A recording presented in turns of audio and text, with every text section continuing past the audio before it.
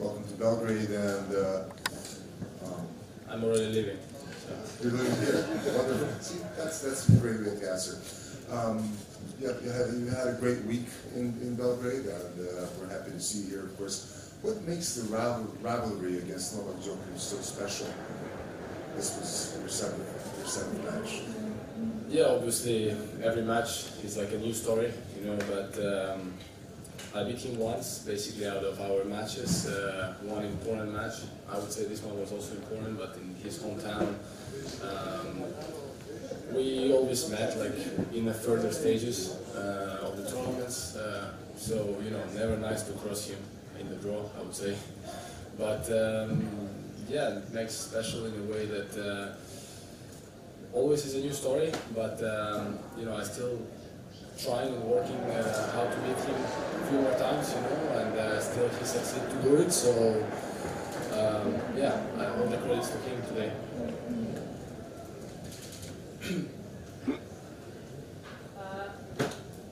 After your last match, you made sort of a plea to the crowd to give a little love your way. It wasn't a little bit lopsided in that regard. I'm just wondering if you can talk about the crowd, and did you feel it was still a respectful, fair crowd, or not so much? You know, to be honest, yeah, I was prepared for that. You know, it's like a soccer match, I would say. But to be honest, I would love to have Russian crowd cheering the same way. You know, we have.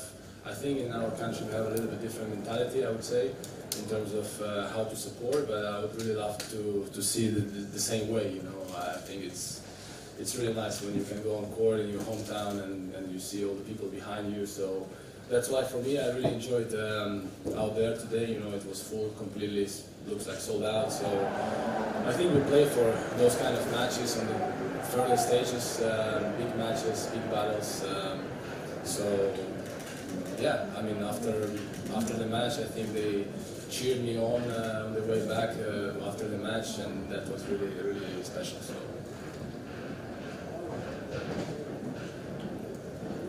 Hi, Ubaldo Scanagata, ubitennis.com. Well, you played an unbelievable first set. Did you expect Djokovic to come back like that, or you were hoping that he was, you know, suffering for a lack of matches and things like that? And if I may ask a second question, immediately after.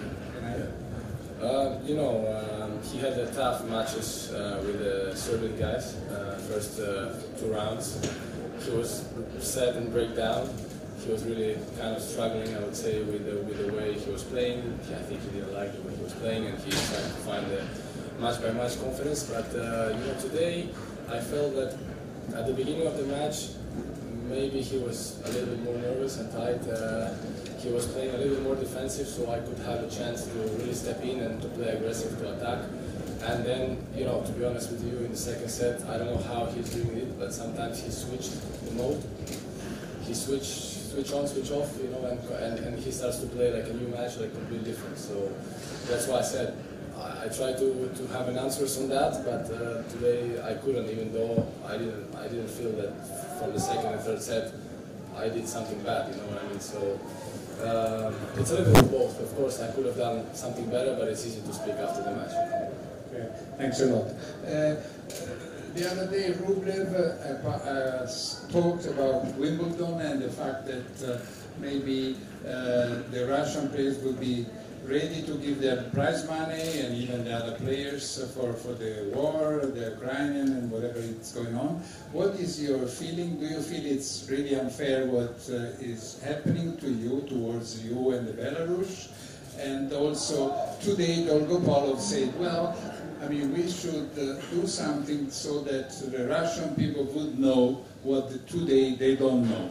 Do you agree with that? Do you think they... What is the end of the sentence? I didn't understand. Dolgopolov said that the reason why you are saying that it's unfair and things like that is the problem is that in Russia people don't know exactly what happens, and if you wouldn't play in Wimbledon, many more people would know it and would be aware of the war and what is wrong and things like that.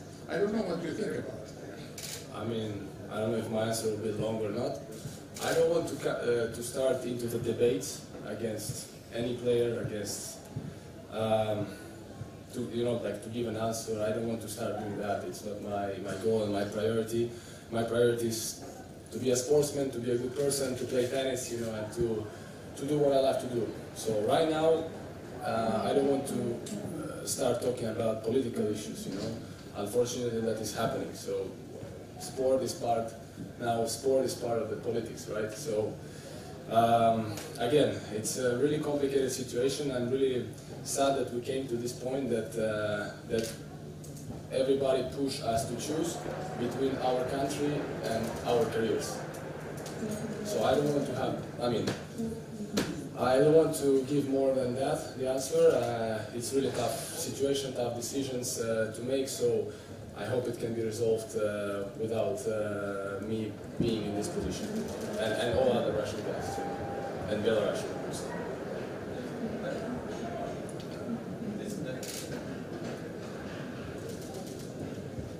Hi Karen, so you obviously played against Novak quite a few times now, and in your opinion, your point of view, what is the biggest thing that makes playing against Novak tough? What is the biggest? The biggest thing that makes it tough playing against Novak. What is something that bothers you most? I think Novak basically has two games, where he can play defensive and he can run side to side and bring a lot of balls back. The second one is when he feels confident, he starts to really step in and play very aggressive as well. He has both kind of types of the game, and when he plays both of them, basically, he plays one of the best tennis in the world. That's why I think when he's missing one part, this is when, like any player, you can push and you can point the weaknesses, and if you can take the chances, you have a good way to maybe turn out the match. So again, when he starts to play both sides and when he feels it, you need to really see and think if you can do something against that, to change or to stop or to play even more aggressive. But then again, it's too risky because maybe you start to miss and then you again going down,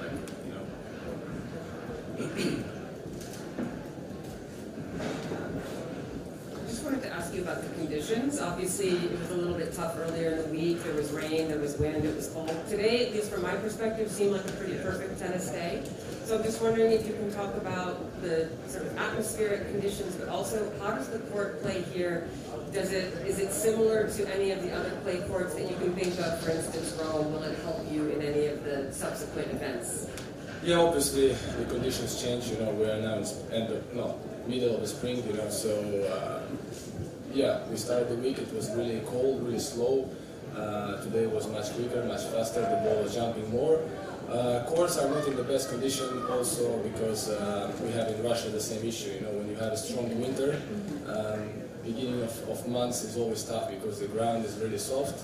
So you have a lot of holes, a lot of bad bounces, but again, it's part of the game, so it's nothing to complain about that. And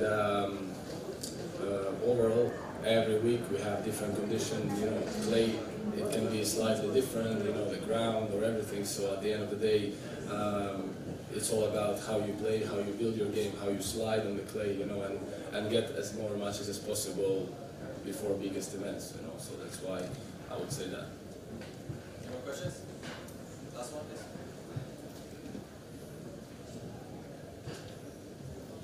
Hi Karen.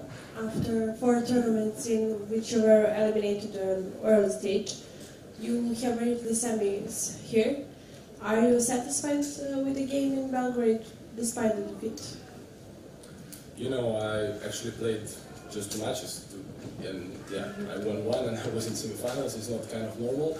I would prefer to play even more match, the match before against Roman Safiullin. Because at the end, I didn't have so good American swing, even after the beginning of the year that I felt like I started pretty well.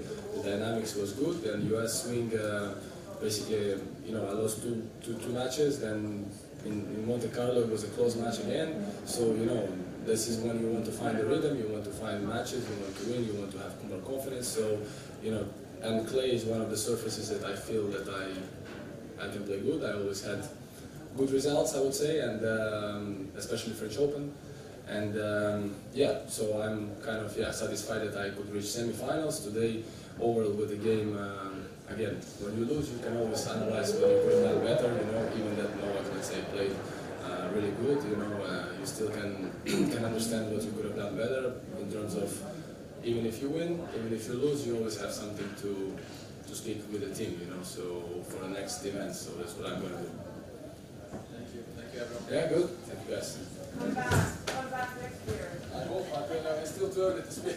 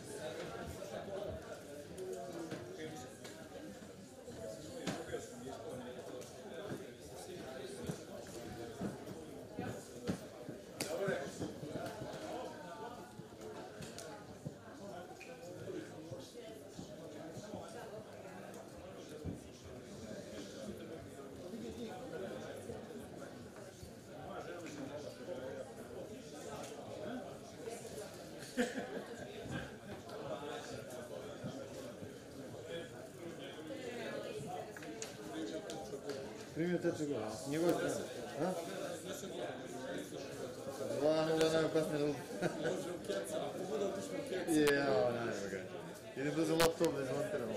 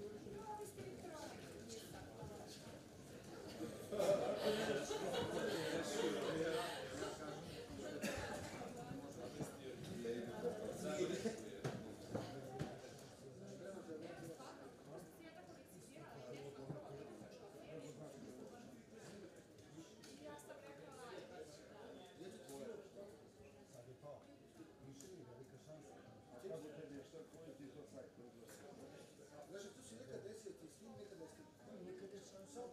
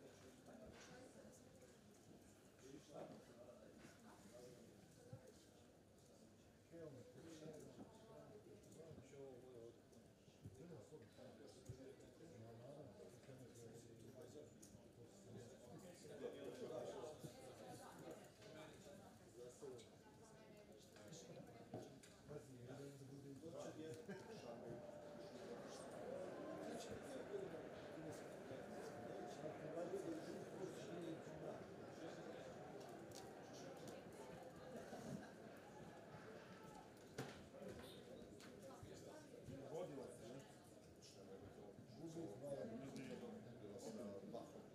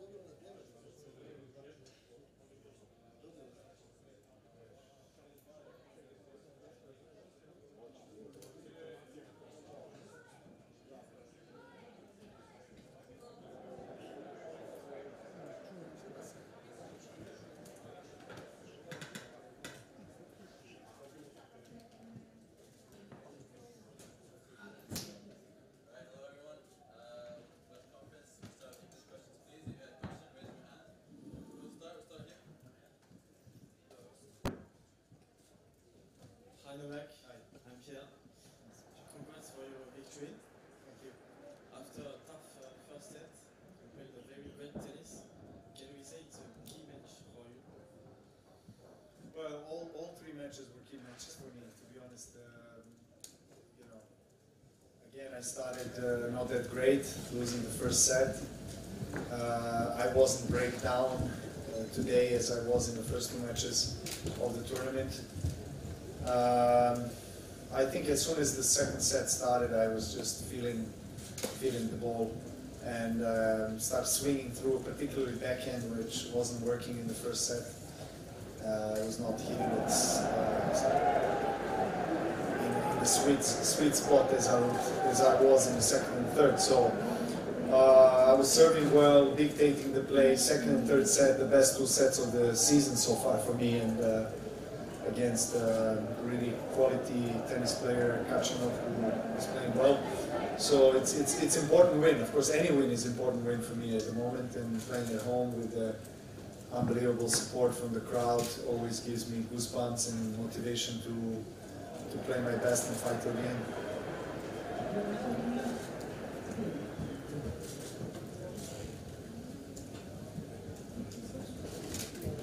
Hi, Noah. I just wanted to ask you about your mindset when you go down a first set, the way that it's happened now, 3 matches in a row. When you're sort of sitting there in the changeover, do you just flip a switch and pretend, we're starting from the beginning, or do you do a mind trick like you do sometimes with the crowd? What goes through your head when you're down a set? Well, there are different anchors that I use, let's call them this way, but I will not speak about this in public, obviously. I keep it for myself. But today, other than those types of things that I do to make myself feel centered and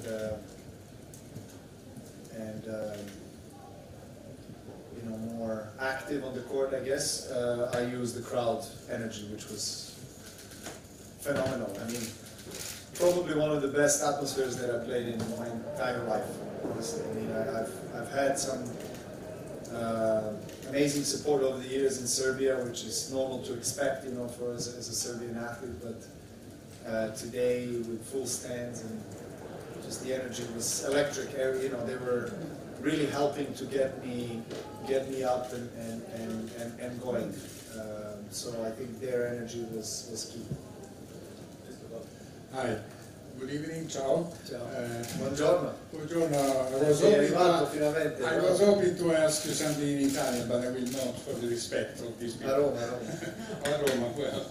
Okay, I read that you say that when politics interferes and gets in the middle of sports is not good. I'd like to know if you think that it should be sport a separate island or not. And also, I know that Serbia was under sanctions for 10 years or so, and so there were many victims who had nothing to do with all what was happening. And it's more or less what's going on to be maybe with the Russian players. They are victims, but it's not their fault. So what do you think? Well, when I said politics, you know, of course there is politics in sport. We have governing bodies that and organizations that are governing our sport that are political structures, so to say. So, I mean, politics is a very broad, very general term. What I meant is politics on a higher level, when they interfere with our sport or politics in our sport, particularly, which is normally where our tennis and our sport stays. It doesn't go out of that field, so to say, of that department. And I stand by what I said. I just don't feel there is a necessity for the suspension of any athletes, really, for that matter, not just tennis players. I just don't see how they are contributing to anything that is happening in the war. You're just stripping these people away from their rights to, you know, compete. And in tennis, we actually have no discrimination rule that is basically saying that you are supposed to be able to play by your ranking, not by the nationality. So, you know, Wimbledon has violated that rule, and you know, ATP has gone out, and PTP as well, with a statement that they disagree with that, and I support them in those statements. What is the difference with the sanctioned people? Excuse me? What is the difference with the people who are sanctioned? I mean, also... I don't understand. Can you clarify that a little bit more? I don't understand. When, okay, Russians are now under sanctions. They cannot do, if shops are closing down, McDonald's, people are workers, and Serbians were for 10 years sanctioned. So they were... Yeah. They were victims of something they were not responsible for. So, it's... Well, I gave you an answer to that already. I mean, I don't support that. No, for this situation, no. You know, I know very well what sanctions mean. You know, I grew up 10 years in sanctions. So, I know how it is when you are observed and regarded in the world as, you know, as an outcast, as somebody that you know, comes from a country that you know, has been portrayed in a bad way in the world. You know, and I've been a victim to that as any other Serbian for many, many years. So I understand how that feels. But again, you know, I'm not going into politics of war, and as I said, you know, I'm a child of war. I understand what it means, you know, to lose home and lose close people, and seen people that have been going through devastation in their life and still are suffering because of the wars that happened recently in our history. So it's definitely it's something I'm opposing, and I will be opposing for the rest of my life.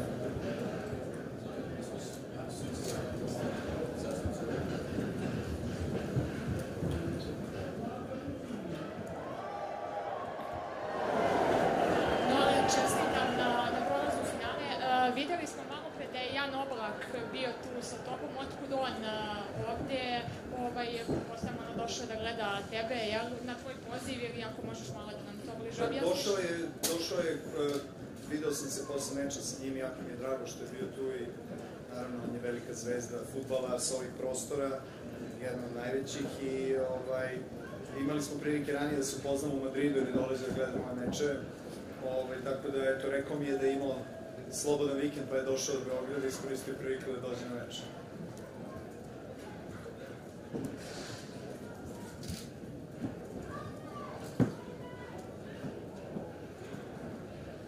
Dobar dan, novačak, poštovanje, čestitke na prolasku u finale. Čini nam se da je Rubljov prošao takođe u finale.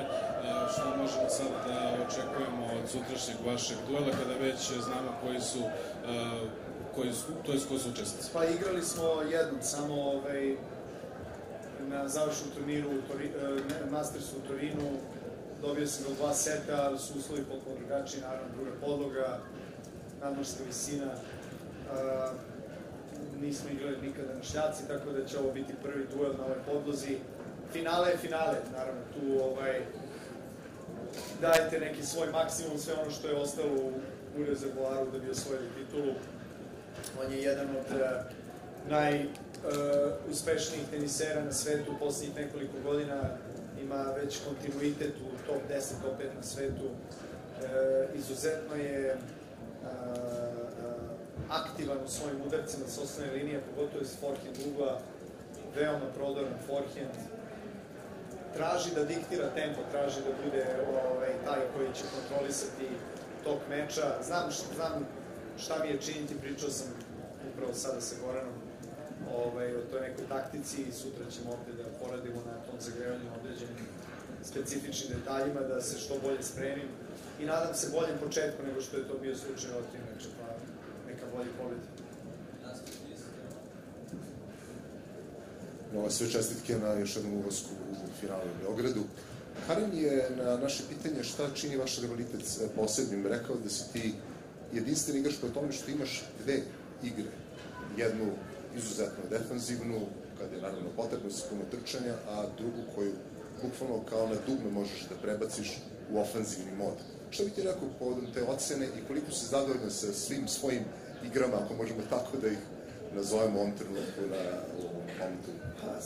Mislim da u ovim nekim završnim fazama turnira je dosta, da kažemo, presudno u odnosu na, pre svega kako se naravno fizički osjećaš, ko imaš svežinu, a udarac bi trebao već da osjećaš nakon toliko mečeva, to jeste slučaj i za mene i za mog naravno protivnika.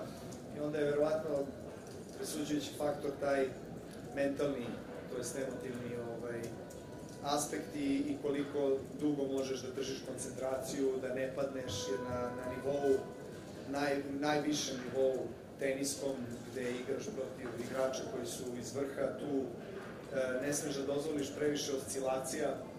Dobro je da imam različite mogućnosti i opcije u svojoj igri, ali s druge strane opet prija mi kada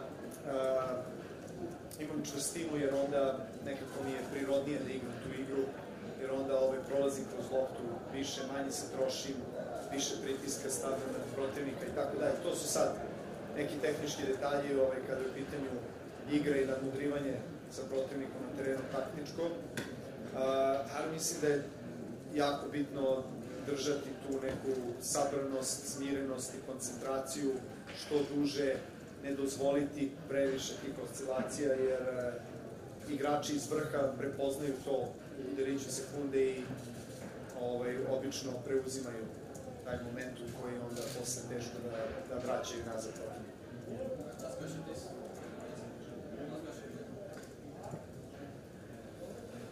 Čestitke, znači, ovako, rekao si da su ti potrebni zvanični mečevi, imao si ih sada 3, imao si sva 3 u 3 seta, sva 3 si dobio. Da li je to ono što si želeo i pre početka ovoga, da li je to bio primarni plan i da li je primarni plan već ostvaren sada? Pa nije bio primarni plan da igram 3 seta, iskreno gledam u igru dobijemo 2, ali prosto okolnosti kada se takve, onda morate da se nosite s onim što vam je predstavljeno na terenu i da se potrudite da iz nekih situacija u kojima se nalazite izvučete što je najpozitivnije za vas i obezbedite najbolji mogući ishod meča za sebe. Ali, uzimajući u obzir manjak mečeva u poslednje vreme, i dobro je što sam igrao sve meče u 3 seta, jer mislim da fizički se osjećam dobro, sve sam sigurniji isto u svojoj igri, imam više samouverenije igram, tako da, naravno, uvek može bolje, uvek može se napreduje, ali idem na dobroj sam putanji, tako da radujem se sutrašnjem izazovu, bit će vjerojatno najteži meč turnira, najveći izazov protiv top 10 igrača. I hvala mu što je došao u Beograd, naravno ovo je veoma bitno, mislim ne treba to zaboraviti, da igrač koji je 110 na svetu dođe, ipak smo mi najniža kategorija turnira, u istoj nedelji se igra i Barcelona koji je 500, gde on obično učestvuje rublevi i Kačano, oni su izabrali dođu u Beograd, tako da to puno znači za organizaciju ovog turnira, jer koliko god nam je stalo da ja osvojim ovaj turnir, koliko mi je stalo da ovaj turnir živi, da bude usmereno što više pažnje, sportske javnosti, ne samo Srbije, nego regiona na ovaj turnir, ipak je to jedini, pored Umaga, kažemo, zvanični jedini turnir koji imamo od 250 serije. Tako da, jako sam zadovoljan sa svim što se dešava ove godine. Mislim da je napredak u odnosu na prošlu godinu veliki, manje restrikcija ima, ove godine nema zbog korone, prošle godine je bilo. Stvarno je predivno vidjeti pun stadion. Tribine su još veće, bilo je 8 i nešto, već 1000 ljudi. Fenomenalno, zaista prelep prizor i jedinstvena prilika da se Beograd i Srbija predstave na najbolji mogući način. Ipak se ovo daje u preko 100 zemalja svetu, ovaj prenos, tako da, eto, sutra će biti sigurno fešta za publiku. Verujem da će opet biti pune tribine, da gledaju vrhunski teniski meč, nadam se, i da kruniše najbolje. Hvala.